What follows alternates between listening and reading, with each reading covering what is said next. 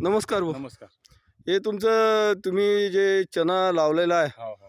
हे मी आता बहुतेक शिवार फिरत फिरत आहे कालपासून, हो, हो. बरोबर आहे. बरोबर. तर त्या अनुषंगानं मला हा तुमचा जो चना आहे, हो, याच्यात काहीतरी वैशिष्ट्यपूर्ण बदल दिसते आहे, हो, हो. बरोबर आहे. बरोबर.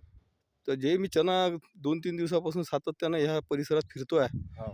तर त्यामध्ये तुमच्या ह्या चण्यामध्ये काहीतरी वेगळा तुम्ही असा त्याच्यामध्ये परिणाम दाखवलेला आहे. याचं हो. कारण? याचं कारण असं आहे, की मी पहिले आधी रोटर केलं. हो. म्हणजे पहिले तर शेत एकदम चेक होतं पॉश.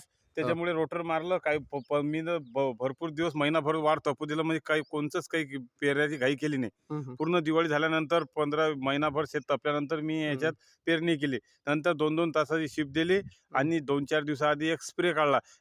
आणि एक निंदण काढलं आणि एक डवऱ्याची वाई काढली. याच्यानंतर मी काहीच केलं नाही हरभऱ्याला. एकदम कमी खर्चामध्ये हे हरभरा हे पीक चांगलं आहे एकदम रब्बी आता खर्चात. तुम्ही याला फवारणी कुठल्या याची दिलेली आहे? मी याले आपली साधीच फवारणी केलेली आहे.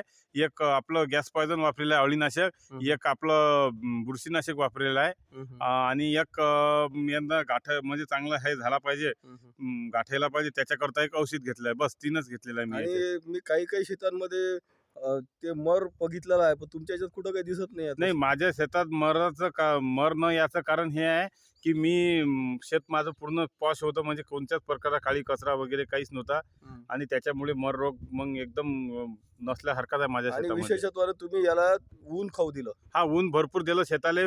समजा महिनाभर म्हणजे वल असताना मी हरभरा पेरायची अजिबात घाई केलेली नाही. 1 महिना शेत तसंच मी खाली राहू दिलं.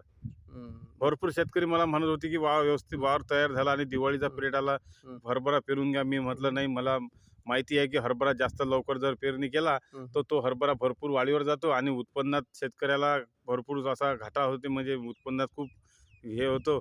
त्याच्यामुळे मी घाई कधीच करत नाही. व्यवस्थित वेळ आल्यानंतरच पेरणी तुमचं करावी. वेळेचं व्यवस्थापन मला माहित आहे. तुम्हाला आता तुमच्या मुलीला पण शाळेत सोडायला जायचं आहे. हो, हो. तुम्ही मला भरपूर वेळ दिला हो, हो. आणि तुमचं वेळेचं जे व्यवस्थापन आहे, हो, तेच तुम्हाला तुमच्या व्यवस्थापनामुळं तुम्हाला अतिशय चांगले रिझल्ट येत आहेत. हो, हो. आणि शेतकऱ्यांना तुम्ही जे आता अतिशय उत्कृष्ट मार्गदर्शन केलं आहे, की हो. शेतकरी हा त्या जमिनीचं पोत त्याची स्थिती न वेळ हे ते पाहता सर्व पाहून व्यवस्थित आपल्या करायला. थोडासा घाई गर्दीत हो. चल बाबा वेळ निघून जाईल, हे होईल ते होईल, आहे की नाही. हो, अशा याच्यात जमिनीची स्थिती न बघता हो. पेरणी करून टाकतो आणि बरोबर आहे. मग त्याच्यामध्ये मरसारखे रोग येतात. मर रोग. अनेक प्रकारे आता तुम्ही सांगितलं की मी आधी जर पेरला असता तर हा वाढला असता भरपूर, पण आणि मला याच्यामध्ये बुरशीचं प्रमाण भरपूर वाढलं असतं. हा. आज रोजी हा हरभरा जो असा दिसत आहे, याला पूर्ण उन्हाळ्यात तापवून किरण म्हणजे पूर्ण हा. त्याचे जे जीवाणू आहेत ते हे नष्ट झाले. म्हणजे थोडे त्याच्याकरता हा हरभरा एकदम मर रोग कमी नसल्यासारखाच आहे म्हणजे या शेतामध्ये. हानिकारक जीवाणू तुमचे इथले कमी झाले आणि जे तुम्हाला पोषक जीवाणू आहेत हो,